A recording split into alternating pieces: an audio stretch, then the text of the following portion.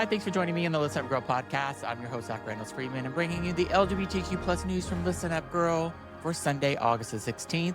Today, we've got a federal judge siding with the administration in a fight over trans kids in school sports. Slovakia is thumbing its nose at the European Union to keep married gay couple unregistered. A Hollywood legend who can't get a movie made because it has too many trans people in it. A GOP candidate who managed to insult every woman in his state at once. Rudy Giuliani inventing a conspiracy theory about babies and gender out of thin air. And Rosie O'Donnell getting brutally honest and a little self-deprecating about the lengths she's gone to for her non-binary kid. 6 stories, so let's get into it. First, federal judge sides with administration in Minnesota's trans sports case. We start with a legal setback. A federal judge has dismissed Minnesota's lawsuit challenging the federal government's position that states and school districts can't let trans kids participate in school sports consistent with their gender identity. Minnesota was the only state in the country that had sued to challenge the administration's two sexes executive order. The judge ruled that Minnesota failed to prove that the administration actually violated a law in which the state could sue over, yet essentially saying no to a real legal injury has happened because no enforcement action has been taken against the state, but also leaned into the summer's Supreme Court ruling on trans athletes to back up the administration's reading of Title IX. Here's the thing. The federal government has already turned around and sued Minnesota directly over its trans-inclusive sports policies, and this is the exact fight that's still alive in a different courtroom. Minnesota's Attorney General says he's not backing down and he'll keep making it the constitutional case. This one isn't over, it's just moved. Next, Slovakia defies the EU and refuses to register gay couples' marriage.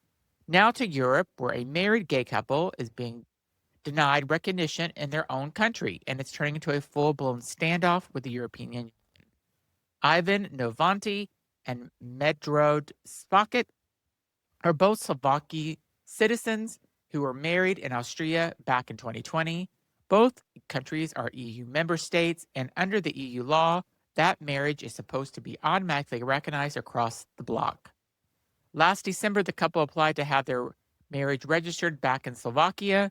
This week, they got the answer rejected, and not even through a normal channel. The rejection came directly from Slovakia's interior minister. Slovakia's prime minister personally went to the registry office and ordered staff not to accept the marriage certificate, citing a constitutional amendment banning same-sex marriage that Slovakia passed last year. The couple plans to sue. The European Commission is not happy. It put out a statement reminding Slovakia that EU law takes precedent over national law and that it won't hesitate to use in all instruments at its disposal if Slovakia keeps denying the ruling. Slovakia is now the second EU country this year after Poland to openly buck a European court ruling on marriage equality. Novotný says he has no doubt they'll win in the end and will be watching and bringing you more updates as this case moves forward. I wish them both luck. Next, the Matrix director, Lilly Wachowski, can't get Hollywood to fund her new movie because it's too trans. Lilly, half of the sister behind the duo The Matrix, Speed Racer, and Sense8, says she's hit a wall trying to get her new film made. Not because the script isn't good, because it has too many trans people in it.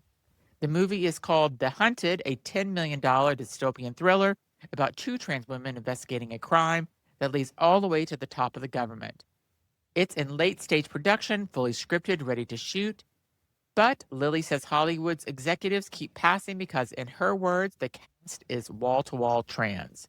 She called the script extremely important to write, describing it as a hugely cathartic receptacle for her anger about what's happening to trans people right now. She's not giving up. She's got backing from an indie studio founded by Natasha Lyonne, Sean Lennon, and Evan Ross, plus her own new nonprofit production company, but funding remains the sticking point.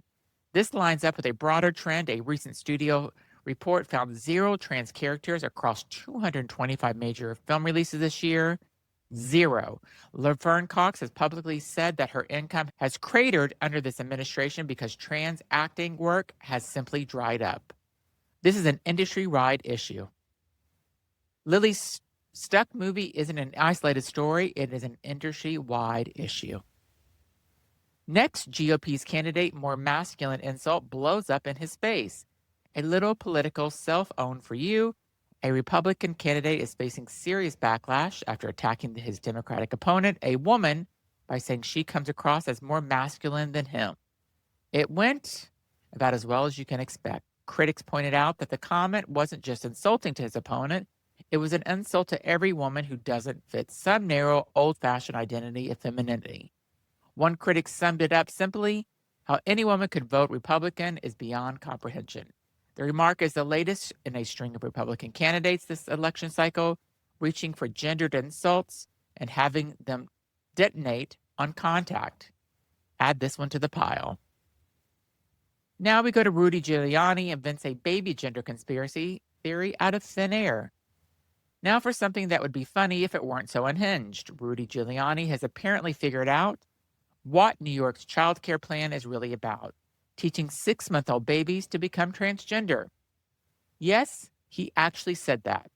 His online show, the former New York City mayor, went after the current mayor, Mondami's push for universal child care, claiming young children would be taught to hate their parents, question their gender, and even undergo gender transition. He also claimed trans people would be brought into schools to lecture kids and parents would be treated as the enemy. Now, here's the problem. None of that is the actual plan. The real program rolling out this fall provides 2,000 free childcare spots for 2-year-olds across 4 New York communities, expanding gradually towards broader access over the next several years. Mondami's larger vision does eventually aim to cover childcare from infancy through age 5, but childcare for babies is shockingly just childcare, not transgender studies for 6-month-olds, which is not a real category of anything anywhere. There are real conversations to have about the plan, this ambitious, cost, staffing, and how the city pays for it long term. Will babies be taught to change gender?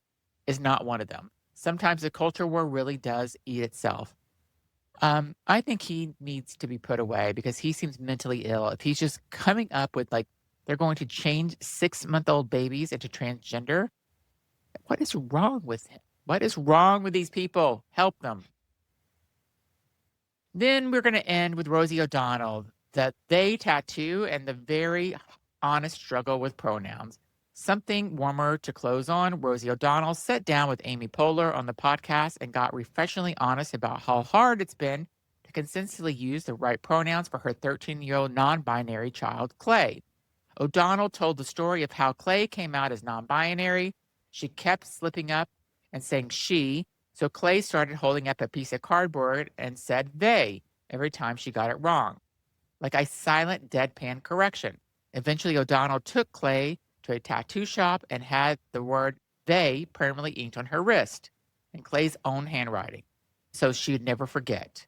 And here's the kicker. Mid-story, telling this entire anecdote about learning to say they, O'Donnell misgendered Clay again, live on the podcast, and immediately caught herself doing it. It's a messy and human and exactly the kind of unglamorous ongoing effort that actual allyship looks like. As O'Donnell put it, I'm supportive in any way that they want me to be in this world. I love Rosie O'Donnell. She's being so honest and open about it, and she's being a human, and I love it. Good for you, Rosie.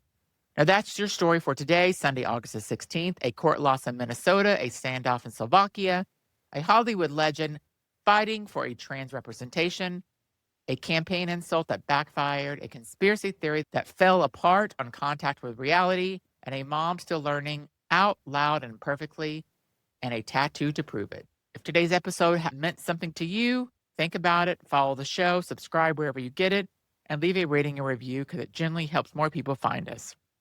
Share this episode with someone who needs to hear it, and I'll be back tomorrow with more LGBTQ news. Have a wonderful Sunday.